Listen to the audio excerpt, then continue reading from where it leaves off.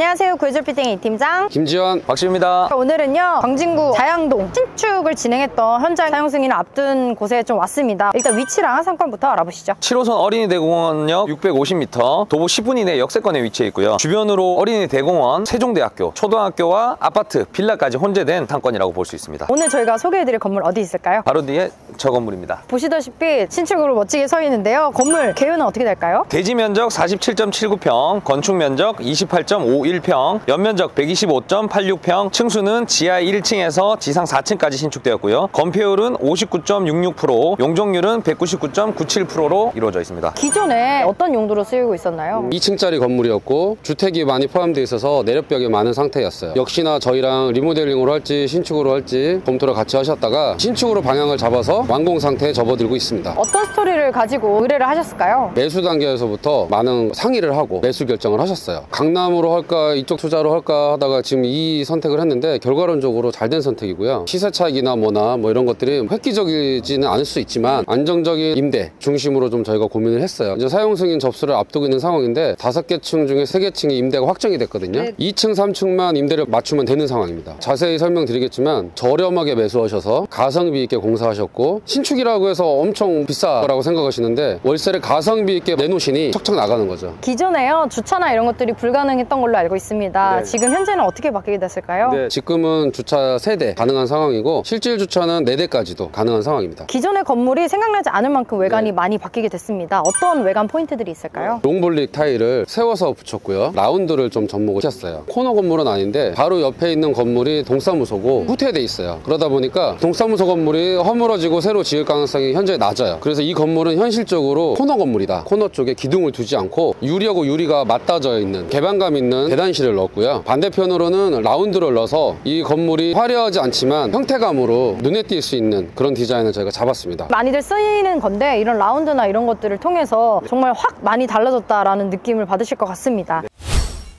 건물 입구 쪽으로 왔습니다. 1층에는 또 어떤 포인트들이 있을까요? 1층은 계단실의 홀이고요. 꼬마 빌딩은 이런 1층에 많은 시설물이 집중이 돼요. 전기 배전함, 통신 배전함, CCTV 이런 것들이 집중이 되다 보니까 시원스럽고 넓게 보여야 되는데 뭔가 복잡해질 수 있거든요. 이럴 때는 최소한의 디자인으로 반드시 매립을 해서 깔끔하게 해야 되고요. 등 같은 것도 자칫 잘못하다가는 여기를 좀 혼잡하게 만들 수 있는 요소가 돼요. 그래서 저희 같은 경우는 매끄럽게 평행으로 했고 간접 조명을 좌우로 해서 거추장스러운 것들을 싹 제거를 해놓은 상황입니다. 요거 엘리베이터는 장애인 엘리베이터인가요? 네, 장애인 엘리베이터입니다. 그러면 요 장애인 엘리베이터 들어가 있으니까 병의원이나 이런 게 입점하는데 무리 없이 다 들어올 수 있나요? 허가 조건은 아닌데 이미 4층에 통증의학과가 맞춰져 있어요. 이 지역이 의원 시설이 많이 부족하거든요. 2층, 3층이 아직 안 맞춰졌는데 치과나 한의원 좀 작은 사이즈에도 충분히 오픈이 가능한 업종들이라 저희가 좀 기대를 하고 있습니다. 자, 그리고 바로 오른쪽에 1층으로 바로 진입할 수 있는 문이 있고요. 1층은 어떤 식으로 좀 구성이 되어 있을까요? 1층은 주차장을 향한 면에 개방감을 둬서 좀 넓게 보이려고 효과를 줬고요. 후면부는 또 공간이 넓게 있어요. 저희가 처음부터 좀 약국을 타겟으로 했어요. 약국은 손님 유입이 쉽고 재고를 좀 여유 있게 갖고 있을수록 좋거든요. 벌써 저희가 약국이 확정이 됐어요. 계약을 바로 앞두고 있습니다. 준공이 떨어지지도 않았는데 벌써 이렇게 또 이쪽에 덩크는 또 어떻게 됐을까요? 지금은 가설 펜스가 쳐져 있는데 저 펜스를 걷어내면 도로 쪽에서 지하가 한눈에 내려다 보이는 구조예요. 비상계단도 그냥 탈출 용도로만이 아니고 햇빛이 좀 은은하게 들어올 수 있는 위치, 환기가 마통풍으로 이루어질 수 있는 지하도 층고로 시원스럽게 해서 지하는 이미 파티룸이 계약이 확정됐습니다. 시원스럽게 뺀 지하 공간 한번 살펴보도록 하겠습니다.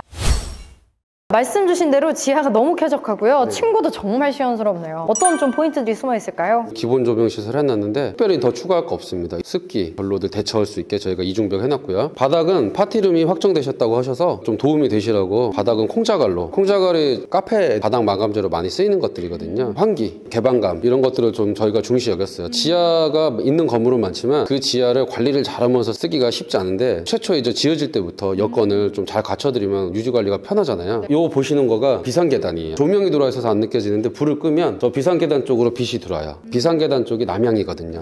맞은편에는 지금 자동문 해놨는데 저 자동문을 나가면 썬큰이에요. 썬큰 야외 계단을 통해서 들어오는데 그 야외 계단이 주차장 필로티 하부에 있어서 비나 눈이 다이렉트로 들이치지 않는 썬큰이에요. 근데 해는 잘 들어와요. 설계가 처음부터 잘 계획이 돼 있었고 토질에 어떤 레벨차를 이용해서 뒤편 보시면은 1m 정도 높이 되는 창문이 야외에 노출이 돼 있잖아요. 자연 환기가 세 방향에서 지금 이루어져 이루어질 수 있는 상황이에요. 쾌적할 수밖에 없겠네요, 진짜. 전열 교환기 아직 설치 안 했고 돌아가지 않는 상황인데 굉장히 지금 쾌적해요. 지하도 남녀 화장실이 별도로. 그래서 파티룸으로 이용을 할 수 있었겠네요. 좋습니다. 그러면 저희가 또 다른 층도 한번 살펴보도록 하겠습니다.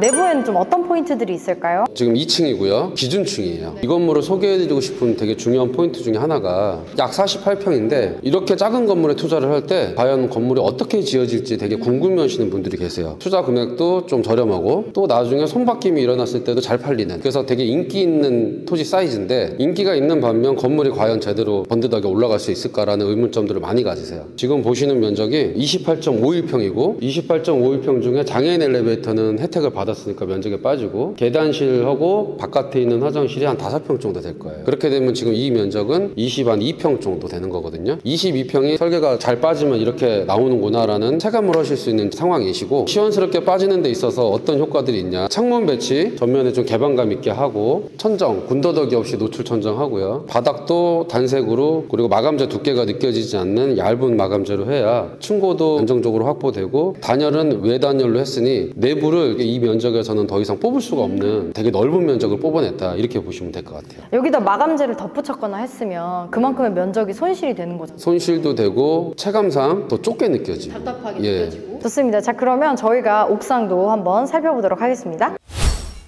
저희가 이제 최상층으로 좀 올라왔습니다. 이 공간 같은 경우에는 옆에 테라스도 같이 있어요. 이 공간은 어떻게 구성이 됐을까요? 벌써 입점이 확정이 됐고요. 뒤에 보이는 테라스가 사선 제한을 받기 때문에 어쩔 수 없이 뒤로 물러져서 조성이 된 거예요. 대신에 층고는 제한이 없거든요. 그래서 층고를 시원스럽게 한 거예요. 그리고 폴딩 도어 해놨고, 폴딩 도어 거두면 야외 테라스를 날씨 좋은 날에는 좀 더 누리실 수 있습니다. 그러면 공사 기간과 비용은 대략 어느 정도 들어갔을까요? 총 공사 기간은 8개월 정도 걸렸고요. 지하층이 온전하게 이렇게 넓게 있는 상황일 때 8개월 정도 걸린 거는 굉장히 공사가 빨리 잘 된 거라고 생각이 들고요. 총 공사비는 12억 6천. 여기가 126평이니까 평당 1,000만 원이 딱 들어간 상황인데, 서비스 면적을 감안하면 이 건물이 좀 150평 정도 되거든요. 그런 거를 감안하자면은 평당 1,000만 원에 한참 못 미치는 수준으로 공사가 완료가 됐죠. 그럼 이어서 투자에 관한 이야기 알아보도록 하겠습니다. 주변 시세 어떤가요? 건물 인근 최근 거래 시세는 한 5천만 원대로 형성이 되어 있었고, 구축 건물 시세가 한 5천만 원에서 7천만 원 정도, 도로변 같은 경우는 7천만 원대 형성이 되어 있고, 역 근처로 가서 대로변 같은 경우는 9천만 원대까지 형성이 되어 있습니다. 본 건물 임대료 예상 어떻게 하시나요? 예상은 저희가 했는데 벌써 뭐 맞춰지는 바람에 뭐 예상을 하자라고 하면 보증금 2억에 월세 관리비 다 포함해서 한 1,300만 원 정도 주변 임대 시세를 파악을 해봤는데 다 예전 그냥 구축 건물이거든요. 그래서 구축 건물 시세 조사할 수밖에 없었어요.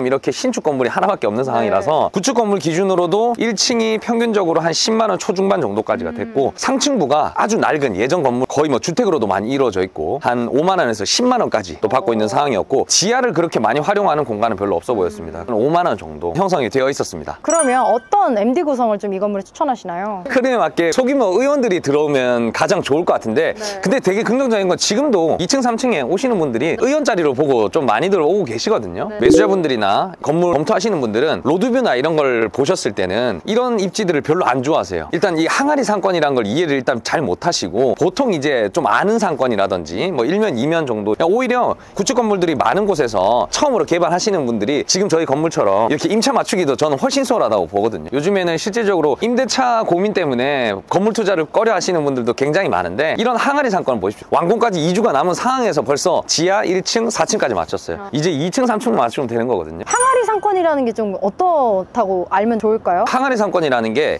약간 새는 항아리 상권도 있고요. 생활 반경을 그래도 이 라인에서 다 하는 항아리 상권이 있어요. 주거는 주거고 바로 나가는 그런 상권들은 아파트가 있더라고 하더라도 항아리 상권이라고 할 수는 없는데, 여기 라인을 보면 1층, 2층이 전부 상가입니다. 그러면 보통 여기 아파트 계시는 분들이 이런 항아리 상권 안에서 웬만큼 할 수 있는 거는 거의 여기서 다 하거든요. 그러다 보니까 여기 유동인구도 굉장히 많아요. 유동인구 많고 뒤에 배우지 많은, 그리고 길 라인 자체가 다 상가로 이루어져 있는 이런 항아리 상권이 저는 진짜 걱정 없을 것 같습니다. 임차인들도 굉장히 좋아하고요. 주변에 배우 세대가 빵빵하게 있어주면서 상가들이 이렇게 밀집해 있는, 이렇게 이해를 좀 하시면 좋을 것 같습니다.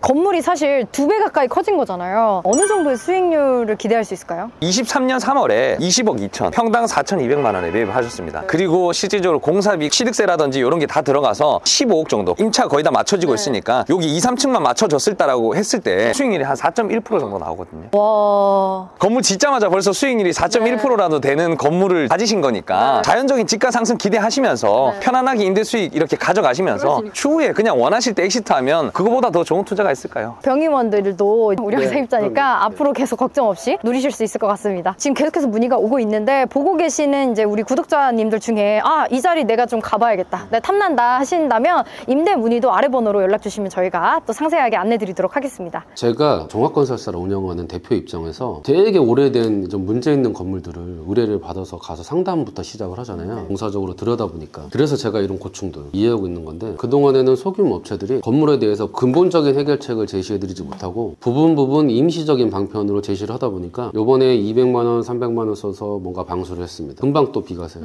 A가 임시 방편이다, B가 좀 오래 간다, C는 근본적인 대책이 된다. 이런 거를 제안을 드리고 금액대별로 설명을 드려야 받아들이시는 분이 현명하게 판단을 하는 거거든요. 대부분의 업체들이 어떻게 하냐면 200만원입니다, 네 하고 공사를 합니다. 그리고 금방 또 물이 다시 새면 업체들은 어떻게 되는 거냐면 그 정도 수준에 맞는 공사를 저한테 주신 거예요. 아니 뭐 어떻게 다 뜯어서 새로 해요. 그러면 돈이 얼만데? 그러면 그렇게 다 뜯어서 하면 돈이 얼만데요? 그럼 500만원이죠. 아니 그러면은 제가 이렇게 몇 달 만에 다시 셀 것 같으면 500만원을 쓰지 않았을까요? 저한테 좀 제시를 해주셔야 되는 거 아닌가요? 뭐 그러면 그렇죠. 그럼 어떻게 500만원 들여서 하실래요? 라고 하는 순간 200만원 써놓고 또 500만원 쓰는 거예요. 이런 합리적이지 못한 상황이 지속되다가 이걸 어떻게 근본적으로 해결해야겠다 생각하시는 순간 저를 부르시는 거거든요. 가면은 이미 이런 스토어들이 잔뜩 쌓여서 돈은 돈대로 써놓고 효과는 이제 못 본 것들이 있는 거예요. 빌딩 유지관리 사업에 정말 오래되고 노후된 건물에 공사를 하던 저희 회사의 노하우가 녹아 들어가면 어느 누구보다 빌딩 유지관리를 속 시원하게 잘 해드릴 수 있지 않을까라는 생각으로 시작을 하게 됐고요. 이미 저희한테 공사를 맡기셨던 건물주님들과 몇 개의 계약을 완료를 했습니다. 의뢰를 주시면 어떤 프로세스로 진행될까요? 남들 다 하는 거 설명드리는 거는 뭐 시간 낭비니 저희 회사만이 별도로 가는 특색을 좀 설명드리자면요. 저희는 건물의 진단을 먼저 합니다. 건물의 뭐 쓰레기 배출, 방범 상태, 주차 관리 상태 100여 가지가 되거든요. 저희가 챙기는 건물의 유지관리 체크리스트가 이 100여 가지 되는 거를 다 점검을 해서 저희가 그거에 대한 보안 제안서를 먼저 제출해 드립니다. 세입자들이 통제하에 있지 않은, 아니면 전 건물주께서 우후죽순 설치란 냉난방 배관이 간판이 바깥으로 엉망이 돼 있는데 그게 누수의 원인이 되고 건물이 너무 지저분해서 건물 가치를 떨어뜨리고 새로운 세입자들이 들어오길 꺼려하는 상태다. 저희가 건물의 진단을 끝내서 제안을 드리는데 그 제안에는 절차와 시간과 비용까지 중간 역할을 하시는 유지관리 회사들은 기술자가 아니다 보니까 견적을 받아서 취합해서 제출만 하는 거고, 대표님 이렇대요 라고 말씀만 드리는 거예요. 저희는 제출하는 순간 책임질 수 있으니 책임질 수 있는 저희가 명확히 제시를 해서 제출을 하는데, 승인만 하면은 공사는 저희가 알아서 마무리를 하고 그 이후부터 새로 세팅되는 월세는 훨씬 개선된 건물에서 새로 세팅이 되니까 월세는 올라갈 것이고요. 또 더불어서 중개팀도 저희가 있잖아요. 이 중개팀에서는 어떤 부분들을 좀 도움을 받을 수 있을까요? 기존의 중개팀들은 매도와 매수, 빌딩 매매 중심으로 하고 있는데, 매도와 매수를 하다 보니까 명도에 대한 노하우, 또 자체적으로 저희 내부에 공사하는 현장에 대해서 임대를 맞추는 공실팀이 있잖아요. 중개사님들이 계시니 저희가 임대계약도 직접, 경우에 따라서는 저희가 임대계약을 안 쓰는데도 임대계약서를 저희가 만들어 드리는 경우도 많아요. 건물주님 편에 서 있으니까 건물주님 편에 서서 철저하게 임대계약을 맞아드리는 그런 역할들을 저희 중개팀이 빌딩 유지관리 사업에 개입을 해서 적극적으로 해서 진행을 하게 될 겁니다. 500만원 건물의 월세가 건물 전체 가치 15억에서 20억 가치가 있어요. 건물 검체 가치평가하는 수익률의 기준이잖아요. 그렇게 비교하자면 이 월세를 떨어뜨리지 않는 유지관리 행위, 이 행위 자체가 몇십억의 파생적인 효과가 갖고 있다라고 이해하시면 됩니다. 그래서 나중에 되팔 때 내가 그동안의 유지관리를 맡겨서 월세도 잘 받았다, 개인적인 시간도 아꼈다, 근데 내가 이 덕택에 몇십억 더 붙여서 팔 수 있구나, 종합적으로 후회 없는 선택이 되실 거라고 생각이 듭니다. 자, 이렇게 해서 저희가 완공된 신축 사례를 설명을 드렸습니다. 흔히 강남 뭐 이런 도심가 쪽에서만 많이 보여드렸는데 오피스를 떠나서 또 이런 항아리 상권도 눈여겨보시면 좋을 것 같네요. 저희는 다음번에 더 좋은 현장에서 또 인사드리도록 하겠습니다. 안녕.